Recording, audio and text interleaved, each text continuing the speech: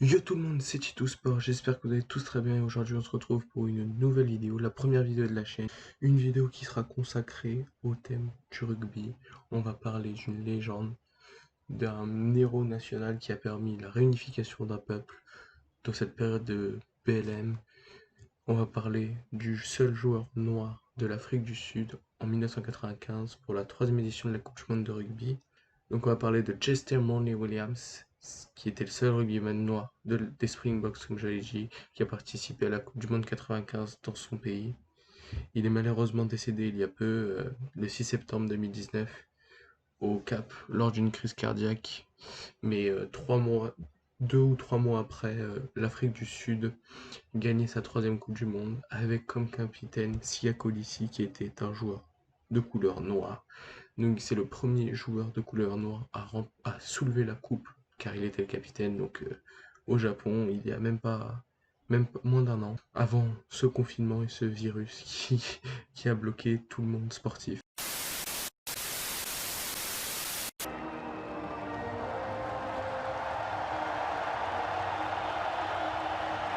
Sia Khaleesi and South Africa are Rugby World Cup kings in Japan!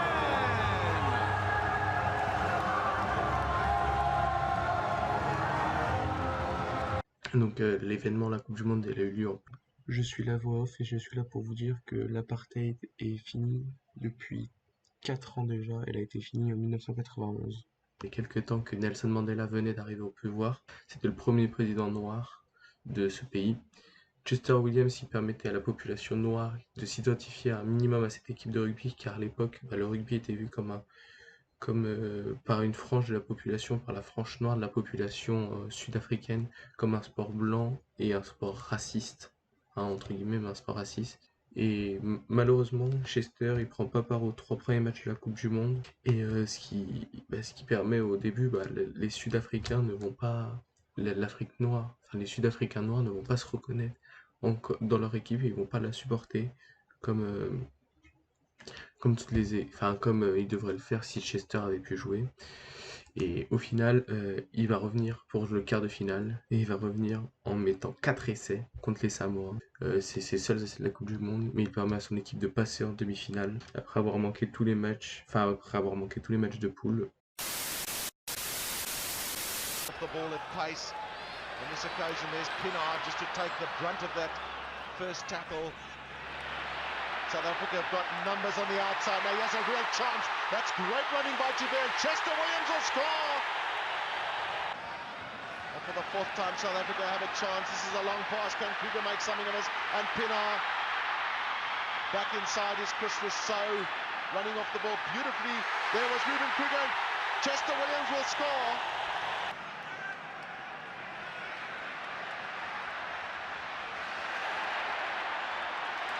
He has a chance for Chester Williams. Can Williams get in? Great running by Chester Williams. Hat-trick for him.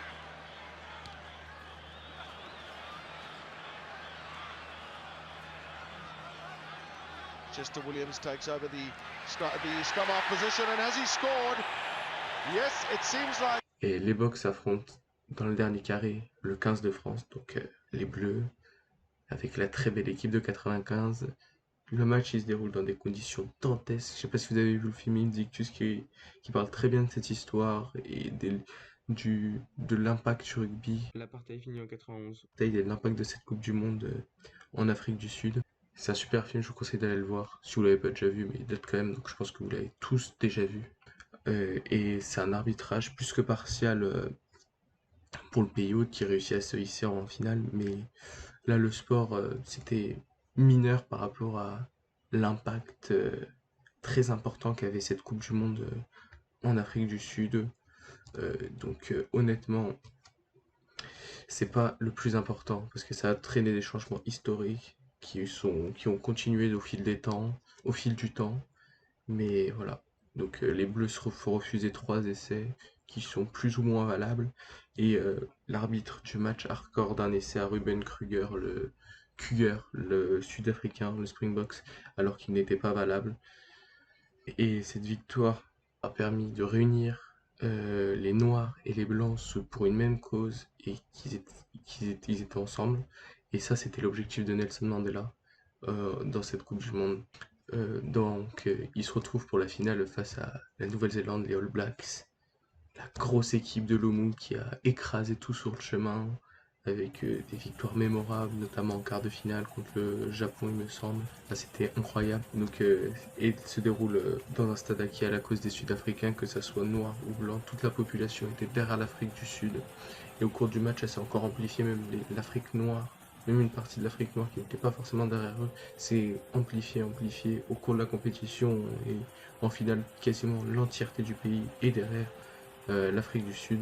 Et Nelson Mandela rentre pour saluer, comme à toute finale de Coupe du Monde, rentre pour saluer les joueurs et il porte un maillot de l'Afrique du Sud floqué du capitaine François Pinard, qui est un joueur blanc, car ils étaient tous blancs dans l'équipe, et c'est un vrai signe fort envoyé à la population noire d'Afrique du Sud. Et quand il rentre dans le stade, il se fait ovationner par toute la foule. Au final, le score est une victoire des Box, 15-12 contre les Blacks, après prolongation, la seule finale qui s'est jouée aux prolongations. Mais peu importe le score, l'essentiel, il était ailleurs dans cette Coupe du Monde et dans cette victoire. Parce que Mandela avec cette victoire et l'Afrique du Sud et les Springboks avec cette victoire ont permis de ressembler tous leur peuple, les personnes noires et blanches autour d'un même bonheur. Ils pleuraient pour la même chose et ils étaient heureux pour la même chose. Tout était ensemble. C'était une étape à une espérance, future paix dans le pays et de fraternité. Parce qu'il y avait de très violents affrontements entre noirs et blancs. Il est possible que le rugby participe à l'histoire comme tous les sports avec un grand H majuscule, l'histoire avec un grand H majuscule, et c'était le cas pour cette édition. Et c'est formidable quoi.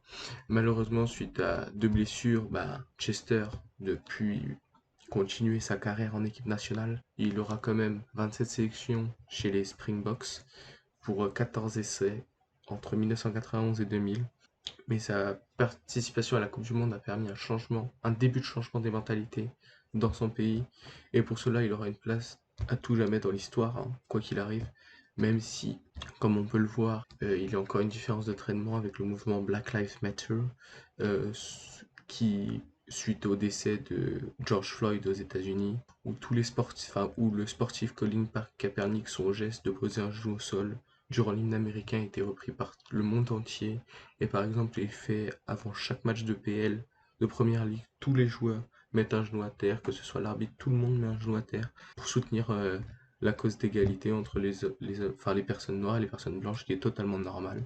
Chester Williams, il aurait laissé une trace indélébile dans la lutte contre l'apartheid dans son pays. Il est l'une des figures du combat contre le racisme, d'une certaine façon, malgré lui, car ça résulte quand même de sa participation à la Coupe du Monde, mais il est quand même un héros pour l'Afrique noire, l'Afrique noire, pour les Sud-Africains noirs, il est l'héros de cette Coupe du Monde. Et même pour l'Afrique en général, il fait partie d'un des héros de cette Coupe du Monde. Il a permis la qualification en demi-finale, notamment grâce à son quadruplé. Mais il y a eu d'autres événements sportifs, comme je l'ai dit précédemment, avec Colin Kaepernick et quand il l'a fait pendant l'hymne américain lors d'un match de NFL. Et il y a aussi eu le mouvement des Black Power aux Jeux 1968. Il sera l'une des nombreuses personnalités qui se seront élevées contre les inégalités en fonction de la couleur de peau ou toute discrimination. L'une des personnalités sportives qui auront lutté contre les discriminations. Après cela, Chester est devenu très très populaire en Afrique du Sud et sa mort soudaine suite à une crise cardiaque en 2019 a plongé le pays dans un deuil national. Donc voilà, donc j'espère que cette vidéo vous aura plu, c'est la première vidéo de la chaîne, donc j'essaye un concept comme ça, dites-moi en commentaire ce que vous en avez pensé et ciao!